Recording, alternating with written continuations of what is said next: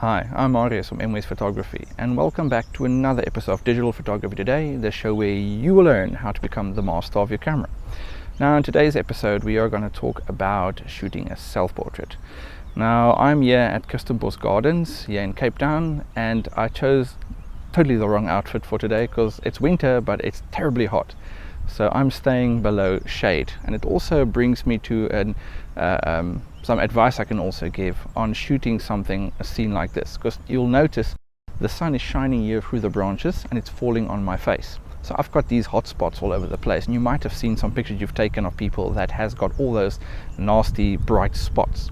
So I'm going to show you how you can, with your camera settings, at least improve on that. So that's why I decided to take this position here below the shade. Obviously the shade is for me, but to make the shot tricky, that it's going to be a little bit more work to get the shot done. Okay, so the first thing we're going to need for our self-portrait, as you can see, I've got the Nikon D3100 there on a tripod.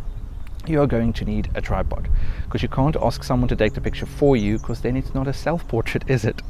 Okay, so the important thing here is, if you don't have a tripod, don't worry about it. Just find a location where you can sit. Maybe you're traveling and you just want to take a picture of a nice background.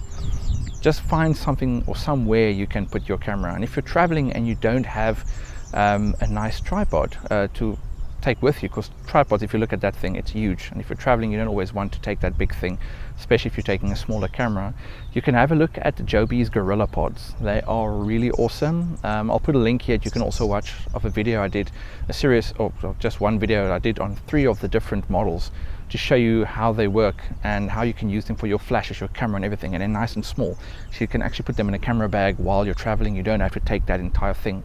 You can just, for instance, put the GorillaPod right here and just hook it against the section of this bench here, and then it's stable and you can move the camera around and everything. So there are solutions to get the camera stable. If you don't have a tripod, just use something like this and point the camera that way and go sit there.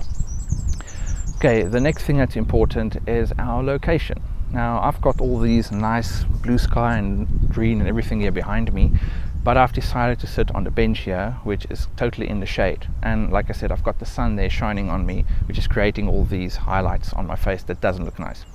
So once you've found a nice spot you can sit in, you need to obviously frame yourself. Now, if you've got a power shot, you can use, let's get the power shot out here. If you've got the power shot, you can use your little screen and just flip it like this. So if you put that there, I can look at the screen, I can see myself. So it's going to be very easy to frame myself. But if you don't have this, like on the Nikon D3100, I don't have the screen now. What can I do? If I've got a location like this, just look at where you're going to sit. Look around about where your head will be. Maybe there's these holes here, so that's about how high I will be. Just find locations to see where you will fit in on the location. And then when you're going to get or frame your image, you can just look where those spots are and then neatly frame your shot.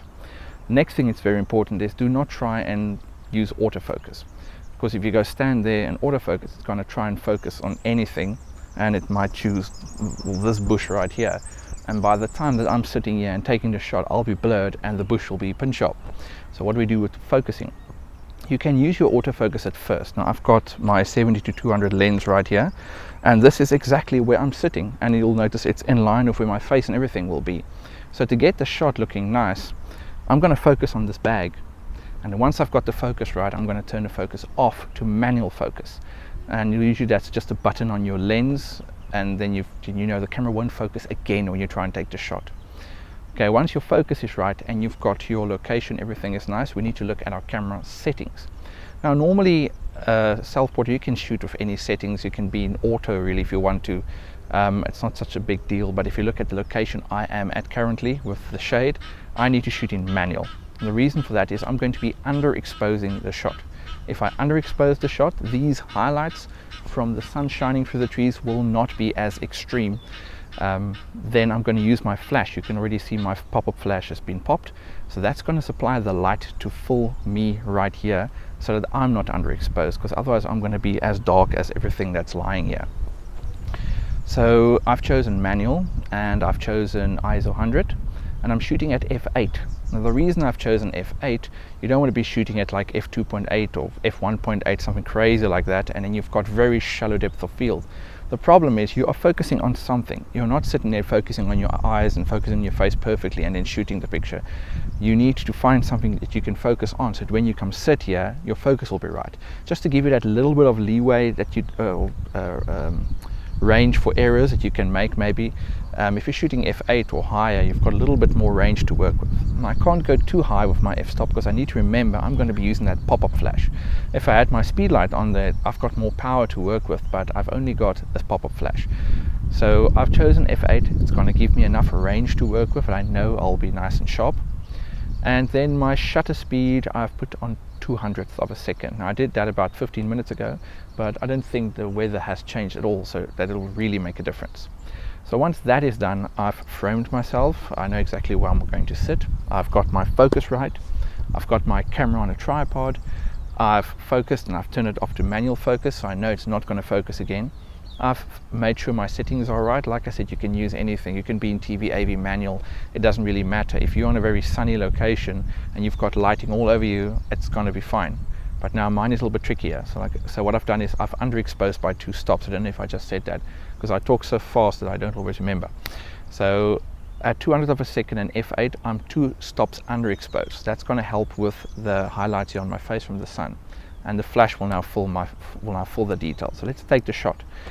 I've also turned on the self timer. I just want to see that everything is still right here.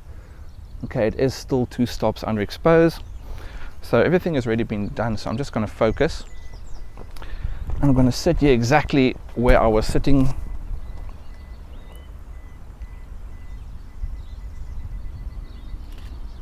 And I don't like to smile for pictures, so that's the best I could do. I've also got my tablet here, so if you haven't watched the shooting i5 video I've done, there's a link for that as well. You'll notice I show you there how I shoot directly from the camera to my tablet. So I've got there, just want to open up the i5 here so you can see it's come through. I've got my 8 gig i5 card in there, so the moment I take the picture, it keeps my raw file on the card and it transmits the JPEG directly to the tablet, so I can look at the picture. And yes, that's the best smile that I can do. I can't do better than that. So you'll notice if you look at the picture, you've got the nice blue sky, the greens, everything looks nice. My face, there's not too much of those highlights on my face.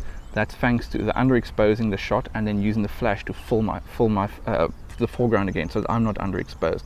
Because if you look at the camera bag, this is now very bright here, but I can see the camera bag is a little bit dark. There's not a lot of light hitting that bag, and you can also see the light falling onto like my pants and everything as it's coming through the trees here. So I'm happy with this. It's a pleasing self-portrait. So that's just the basics of taking a self-portrait. Just make sure you've got a nice location, somewhere where you can focus, like I've got the bag right here that I can focus on. Use a tripod, focus before the time, put it on manual focus, turn your self timer on, get your settings right, and shoot. It's really very, very simple. In a future episode, we will look at using off-camera flash, and we can actually put a transmitter there, put flashes on, and then light the shot the way we want to. But this episode is just basic, so that everyone can now go out and take awesome self-portraits. So that's all for this week's episode. If you have enjoyed it, you know what to do. Click that subscribe button and get all these awesome episodes as they come out. And then I will see you next week. Bye.